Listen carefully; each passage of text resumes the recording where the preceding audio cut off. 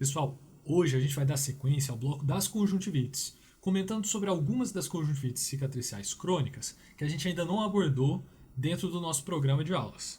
A gente vai falar mais especificamente do pemphigoide mucomembranoso ocular, da síndrome de Stevens-Johnson, da necrólise epidérmica tóxica e do eritema multiforme. Eu sei que tem muito residente aqui que morre de medo do assunto. É um tema denso, profundo, extenso, mas fica tranquilo, que a gente vai organizar o raciocínio, focar no que realmente importa e passar uma régua no conhecimento de vocês. Aí, a partir dessa aula, vocês vão nadar de braçada. Vão ver que o poço não é tão fundo assim, que o assunto não é tão cabeludo e vão conseguir dar as condutas do dia a dia. Certo? Então vamos lá. Quando a gente fala em conjuntivite, o primeiro passo é diferenciar as injeções conjuntivais dos quadros de conjuntivite em si. E aí, me diz se não é assim. Você está lá no seu pronto-socorro, atende um caso de olho vermelho e chama o seu chefe para discutir. Aí seu chefe não deixa barato. Ele já mete uma pergunta. Ele fala assim, ô R1, me conta o seguinte, esse caso aqui é de conjuntivite ou é de injeção conjuntival? Aí você já responde, chefe, esse caso aqui é de conjuntivite. Aí seu chefe gostou da resposta, porque você respondeu na lata, sem titubear. Mas ele quer saber mais, ele quer saber. Então, se é de conjuntivite, me fala qual que é a diferença entre injeção conjuntival e conjuntivite. E aí você que está prestando atenção na aula, não vai ter dúvida. Por quê? Enquanto a presença de vasodilatação é suficiente para caracterizar a injeção conjuntival, a conjuntivite é muito mais que isso. A conjuntivite ela é vasodilatação com exsudação e infiltração celular. Clinicamente, isso significa o quê? Significa que a hiperemia conjuntival, decorrente da vasodilatação, é um marcador clínico da injeção conjuntival. Enquanto que na conjuntivite, além da hiperemia, a gente tem como marcadores clínicos a resposta morfológica inflamatória da conjuntiva e os exudatos, transsudatos que vão se apresentar em função da exudação e infiltração celular que a conjuntiva sofre. E aí, uma vez caracterizado o diagnóstico sindrômico de conjuntivite, com base na hiperemia, exudação e resposta morfológica, nós estruturamos a investigação clínica de sua etiologia com base nos seguintes pilares: cronicidade, resposta morfológica conjuntival, características do exudato, áreas mais afetadas da conjuntiva e lateralidade. Esses pilares eles não esgotam o diagnóstico clínico etiológico, mas eles vão nortear as nossas hipóteses, ajudar a gente a selecionar um grupo pequeno de hipóteses que justificam todos os achados que a gente viu no caso. Então, quanto à cronicidade, as conjuntivites são ditas agudas quando duram menos de 3 semanas e crônicas quando duram 3 semanas ou mais. Quanto à lateralidade, as conjuntivites podem ser unilaterais, bilaterais simultâneas ou bilaterais em sequência. E quanto à área afetada, nós devemos buscar caracterizar as regiões da conjuntiva em que as alterações morfológicas e a hiperemia são mais pronunciadas, pois mesmo nos casos difusos, frequentemente há regiões afetadas de forma mais intensa que outras. Já quanto ao tipo de exudato, a gente pode dividir em 3 categorias: os purulentos, ou hiperagudos, os mucopurulentos, ou catarrais, e os aquosos.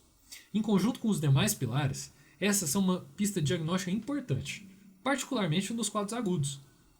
Por fim, quanto à resposta morfológica, podemos diferenciar 5 tipos de resposta inflamatória da conjuntiva: os folículos, as papilas, as membranas, as alterações cicatriciais e os granulomas, sendo que cada um desses achados expressa uma fisiopatologia diferente e apronta para um diferente grupo de etiologias.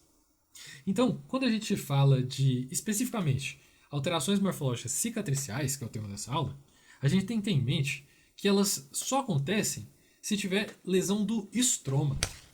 Isso porque as lesões do epitélio elas são capazes de se regenerar, enquanto as do estroma elas sofrem cicatrização. Numa fase precoce, a cicatrização ela pode se manifestar como um encurtamento do fundo do saco, ou então como uma fibrose subepitelial. Só que aí o tempo vai passando, a doença vai progredindo e a gente pode observar o surgimento de simbléfaro, bem como alterações de cílios e pálpebras, como entrópio e triquíase. Se a doença não é tratada e continua progredindo, a gente observa a obliteração dos fornes, a queratinização do epitélio e o anquilobléfaro. Essa sequência de alterações que eu comentei para vocês compreende a progressão natural de qualquer injúria que produz cicatrização estromal. Portanto, é a evolução esperada por uma grande gama de insultos oculares. A gente precisa buscar os detalhes, a minúcia da anamnese e da propedêutica, para diferenciar entre esses quadros. Organizar as características clínicas das doenças dentro das diferentes caixinhas mentais, separadas com base nos pilares que eu falei, para mim é a forma mais fácil e eficiente de acertar o diagnóstico etiológico de uma conjuntivite. E é assim que eu recomendo que vocês façam no dia a dia. A aula de hoje é sobre uma caixinha mental específica, aquela das conjuntivites crônicas cicatrizantes, ou seja, são os pacientes que vão apresentar quadros de inflamação conjuntival prolongada, maior do que 3 semanas, e com alterações oculares dentro do espectro cicatricial. Assim, nossa caixinha mental deve conter as etiologias que possam causar alterações cicatriciais crônicas na conjuntiva. E a nossa função é saber distinguir dentre as diferentes etiologias que vão estar dentro dessa caixinha.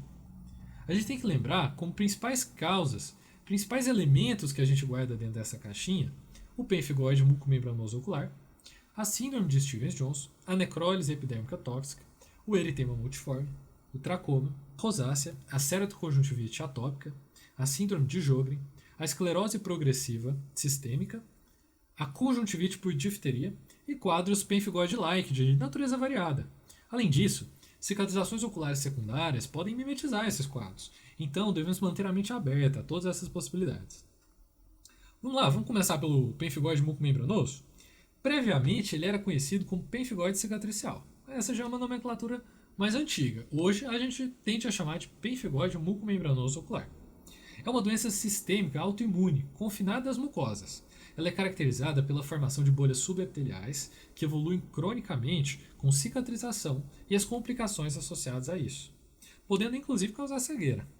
A taxa de envolvimento ocular ela é muito variável na literatura, mas estima-se que 30 a 80% dos pacientes vão desenvolver o pemphigoide ocular mucomembranoso, que pode ser limitado à conjuntiva ou se associar a outras lesões mucosas. No entanto, a gente tem que ter em mente que o aparecimento da doença conjuntival ele pode ocorrer 10 anos antes ou até 20 anos depois do aparecimento das lesões em outras regiões de mucosa. Então, a gente tem que manter uma alta suspeição clínica para todos esses pacientes com alterações cicatriciais da superfície ocular. É uma doença que ela é mais comum em idosos, com diagnóstico geralmente entre 60 e 70 anos. Uma predileção por mulheres, que ocorre na proporção de 2 a 3 mulheres para cada homem. No entanto, a gente não tem relatos de predileção racial ou geográfica. O curso clínico ele é caracterizado pela progressão lenta de uma conjuntivite crônica, inicialmente unilateral, mas que depois evolui para bilateralidade, uma bilateralidade assimétrica, que ela é marcada por alterações cicatriciais progressivamente mais severas. Então, se você perdeu a chance de fazer o diagnóstico hoje, daqui a alguns anos, quando o paciente voltar, pode ser que o quadro já esteja pior. Por isso é tão importante a gente fazer o diagnóstico precoce. A doença ela vai se iniciar com fibrose subepitelial e encurtamento dos fornes. 86% dos pacientes têm um encurtamento superior a 50% ao diagnóstico. E aí, esses pacientes vão evoluir para quadros mais graves, como simblefro, anquiloblefro e queratinização da superfície ocular. Essa evolução ocorre ao longo de vários anos e pode, em casos graves ou sem tratamento, levar à cegueira. É interessante reparar que o fórnice inferior ele é afetado de forma muito mais precoce que o superior. E isso fala a nosso favor, porque o fórnice inferior está logo ali, é muito mais acessível. Você sentou o paciente na lâmpada de fenda, já puxa o fórnice, a pálpebra inferior para baixo e olha o fórnice do paciente. Se encontrou fibrose subepitelial ou encurtamento de fundo de saco, já pense no diagnóstico do pemphigoide mucomembranoso ocular e faça a investigação adequada. A idade média de diagnóstico, como a gente comentou, ela é aos 65 anos. Porém, o início da doença geralmente é mais precoce. E ele pode demorar 10 a 30 anos de evolução para chegar no estágio terminal. No entanto, apesar da progressão ser lenta, ela pode ter períodos pontuais de remissão ou de exacerbação explosiva. E quanto mais avançada for a doença, maior a chance da mesma progredir nos próximos 2 anos. Então, repito, se você encontrou um paciente com alterações cicatriciais, principalmente no fundo de saco inferior, mesmo que sejam ainda iniciais, leves, e o paciente não seja tão idoso assim, pense no pemphigoide mucomembranoso ocular. Por quê? porque a gente quer fazer o diagnóstico precoce para evitar a piora desses pacientes. A gente tem que lembrar que a cicatrização conjuntival progressiva ela pode provocar a perda das células califormes. Ela pode obstruir os canalículos excretores das glândulas lacrimais, que estão ali no fundo do saco superior, na área temporal superior, para a glândula lacrimal principal, e difusamente na conjuntiva, em algumas regiões mais concentradas, outras menos, nas glândulas lacrimais acessórias. Lembrar que as glândulas sebáceas também podem ter os canalículos excretores obstruídos pela cicatrização. E dessa forma, é uma doença que afeta todas as camadas do filme lacrimal, provocando um quadro secundário de olho seco que pode ser severo e de difícil tratamento. Histologicamente, o que a gente observa nesse paciente são sinais de inflamação crônica, cicatrização submucosa, perivasculite e metaplasia escamosa do epitélio conjuntival, inclusive com perda de células caliciformes. A patogênese da doença ela se baseia provavelmente em um mecanismo de predisposição genética associado à exposição ambiental, levando a uma reação de hipersensibilidade do tipo 2, caracterizada por deposição de imunorreagentes, IgA, IgG, IgN e o complemento, ao longo da membrana basal epitelial.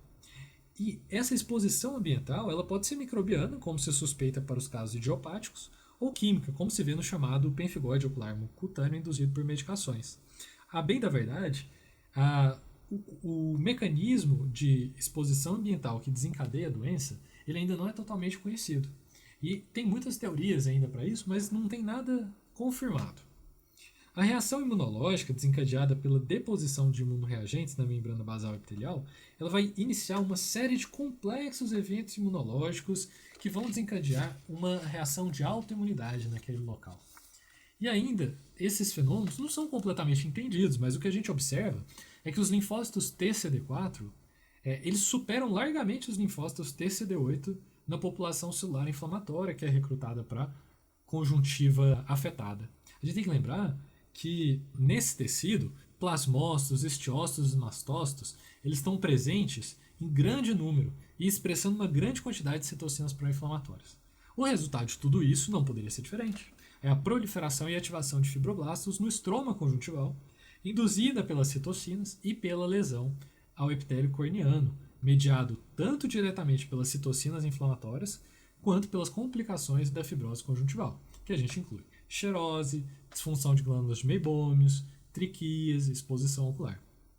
O diagnóstico e o manejo precoce eles são fundamentais para preservar a visão a longo prazo, pois quanto mais cedo for o diagnóstico, mais cedo será iniciado o tratamento, e assim mais sequelas cicatriciais serão evitadas.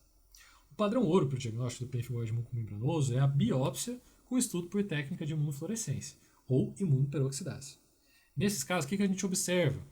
A gente vê a presença de imunorreagentes como IgG, IgA, IgN e complemento depositados ao longo da junção epitelial-subepitelial das membranas basais das mucosas e, em alguns casos, da pele de forma homogênea e linear. A taxa de positividade das biópsias varia na literatura de 20% a 67%. Então, uma biópsia negativa ela não exclui a doença. E a depender do grau de suspeição clínica, uma nova biópsia e exames complementares adicionais podem ser, sim, solicitados. Agora, a medida mais efetiva para aumentar a taxa de positividade da biópsia é biopsiar uma região de interface entre o tecido inflamado e o não inflamado, ou cicatrizado. Além disso, se tiver áreas não oculares afetadas, é preferível biopsiar elas antes de biopsiar o olho. Já o diagnóstico definitivo ele é fundamental, porque muitas doenças podem causar conjuntivite cicatricial crônica, como a gente comentou. Então, a gente precisa ter certeza de qual dessas doenças o paciente tem para a gente direcionar o tratamento, que muitas vezes é um tratamento longo, eventualmente com necessidade de intervenção cirúrgica e uso de medicações que têm efeitos colaterais adversos. Mondino e Brown eles classificaram a doença em 4 estágios, com base no percentual de encurtamento do fornis. O estágio 1 é aquele que eles descreveram com menos de 25% de encurtamento dos fornis. O estágio 2, entre 25% e 50%. O estágio 3, em torno de 75%. E o estágio 4, quando você tem obliteração completa dos fornis. Mas ele não foi o único que tentou classificar a doença. Existe também a classificação de Foster. Na classificação de Foster, o estágio 1 é marcado pela conjuntivite crônica com fibrose subepitelial. O estágio 2 é marcado pela presença de encurtamento dos fornis. O estágio 3 pela presença de simbléfaro. E o estágio 4 pela ocorrência de anquilobléfaro e queratinização da superfície. Nenhuma medicação tópica ela se mostrou eficaz no controle da atividade da doença. E por isso a terapia sistêmica ela é necessária para a prevenção da cegueira. A literatura atual ela refere que o tratamento clínico se baseia no manejo do olho seco, da blefarite, da disfunção meibomiana e na imunomodulação para frear a progressão da doença. Isso quer dizer o quê? Quer dizer que a gente vai tratar o processo inflamatório que está causando a fibrose da conjuntiva e a gente vai tratar todas as complicações decorrentes dessa cicatrização. Então, com relação à imunomodulação, diferentes drogas têm sido relatadas. Em geral, a dapsona, sulfasalazina e o metrexato, eles estão indicados na doença leve a moderada, a azatioprina e o micofenolato na doença moderada, a ciclofosfamida com uma indução prévia de prednisona para a doença moderada ou severa ativa, e a imunoglobulina intravenosa e o fator de necrose tumoral podem ser usados para os casos de falência do tratamento habitual. Vamos ver um pouquinho sobre essas medicações? A prednisona oral em alta dose ela se mostrou efetiva em controlar a cicatrização conjuntival. Porém, ela não é suficiente para a gente atingir a remissão em longo prazo, quando a gente usa em monoterapia. Então, ela tem que ser usada em um período limitado, preferencialmente não maior que 3 a 4 meses, para induzir a melhora rápida do quadro, e a gente vai manter o quadro estável e em remissão com a associação de um imunomodulador. E a dapsona? A dapsona ela pode ser usada em pacientes com doença leve a moderada, que não sejam alérgicos à sulfa, e não apresentem a deficiência de que enzima? Lembra lá? Lá de quando você estava estudando para entrar na residência? A gente não pode passar dapsona para quem tem deficiência de enzima G6PD. 70% dos pacientes eles respondem bem, porém 41% recidivam depois de 6 meses de interrupção do tratamento. Por essa razão, o uso de micofenolato mofetil ele tem superado o da dapsona e é considerado em monoterapia como uma opção de primeira linha em muitas instituições. Quando a doença não responde bem ao micofenolato mofetil sozinho ou em combinação com esteroides, ciclofosfamida ou rituximab são as drogas habituais de segunda linha. Só que tem relatos na literatura da alta eficácia da ciclofosfamida em associação com a prednisona na remissão sustentada da doença. Então, alguns autores, vocês vão ler, colocam essa opção como conduta de primeira linha também. Os pacientes com inflamação conjuntival ativa e refratária à quimioterapia ou que não toleram o uso de imunossupressores, eles podem ser tratados com imunoglobulina intravenosa ou uma combinação de imunoglobulina intravenosa com infusões de rituximab. O objetivo da terapia farmacológica é reduzir a morbidade e prevenir as complicações da doença. Ele deve ser direcionado ao controle do processo inflamatório que induz as alterações estruturais, bem como ao tratamento das alterações já presentes. No entanto, muitos autores acreditam que a doença é invariavelmente progressiva e que o prognóstico final é muito ruim. O objetivo do tratamento cirúrgico ele é tentar reconstruir a superfície ocular e se baseia nos procedimentos de epilação, cirurgias palpebrais para a correção do entrópio, cirurgia conjuntival para a reconstrução dos foides e cirurgia corneana para tentar restabelecer a visão, a ceratoplastia penetrante ou a ceratoprótese. A ceratoplastia penetrante só deve ser feita após a epilação, a correção do mau posicionamento palpebral e a reconstrução dos foides. E ela deve ser evitada em pacientes com doença severa, onde só deve ser feita em caso de perfuração ocular. Entendido, pessoal? Com isso, a gente encerra aqui a parte de pemphigoide multimembranoso. Estamos prontos para comentar agora sobre a síndrome de Stevens-Johnson e a sua variante mais severa, a necrólise epidêmica tóxica. Essas são consideradas parte de um espectro da mesma doença. São doenças raras, graves, agudas e marcadas pela ocorrência de lesões cutâneo-mucosas bolhosas. Essas doenças podem ser letais e os sobreviventes podem sofrer de sequelas debilitantes da superfície ocular, passíveis de causarem cegueira. O diagnóstico e o manejo devem ser rápidos, pois as primeiras 2 semanas da fase aguda são cruciais para a determinação da evolução na fase crônica. A incidência estimada da síndrome Stevens-Johnson-NET é em torno de 1,89 por milhão de pessoas por ano. E as medicações são a principal causa da doença, responsáveis por 95% dos casos de necrólise epidêmica tóxica e 50% dos casos de síndrome Stevens-Johnson. Mas há também casos associados a infecções, malignidades e outros idiopáticos. Quando associado a drogas, a reação independe da dosagem e as medicações mais frequentemente envolvidas são halopurinol, os antibióticos, cloranfenicol, macrolídeos, penicilamina, quinolona, sulfonamida, os anticonvulsivantes, carbamazepina, lamotrigina, fenobarbital, fenitoína, valproato, e os anti-inflamatórios não esteroidais. Qual? Principalmente os do tipo Oxycan. A patogênese ela parece ser imunomediada em resposta a certas medicações e organismos, mas um mecanismo exato ele é desconhecido. Alguns estudos têm proposto um mecanismo apoptótico pela interação faz-faz ligante, e diversos marcadores de HLA foram associados a diferentes formas de síndrome Stevens-Johnson e necrólise epidérmica tóxica. Histologicamente, observa-se a separação bolhosa na junção dermo-epidérmica e uma extensa apoptose de queratinócitos. O quadro ele se inicia com 1 a 3 semanas após a primeira exposição, ou até mesmo horas após uma reexposição. Inicialmente, pode ter uma fase prodrômica com febre, cefaleia, mal-estar e sintomas de trato respiratório alto. Em alguns casos, os pródromos são mais severos, incluindo febre alta, dor muscular, vômitos, diarreia, artralgias migratórias e faringite. A fase aguda inclui o período de formação de bolhas e máculas purpúricas, com perda epitelial em áreas afetadas de pele e mucosas. As lesões são pequenas bolhas que podem crescer e se tornar confluentes e surgem de lesões em alvo atípicas, planas, distribuídas principalmente na cabeça e no tronco. Palmas e solas, elas podem ser um local precoce de aparecimento das lesões, mas habitualmente elas se iniciam pelo tronco, então espalham-se para o pescoço, face e extremidades superiores e proximais. As extremidades inferiores e as superiores distais são habitualmente palpadas, exceto pelas palmas e solas, como a gente já comentou. Essa é uma fase autolimitada e ela vai durar tipicamente 4 a 6 semanas.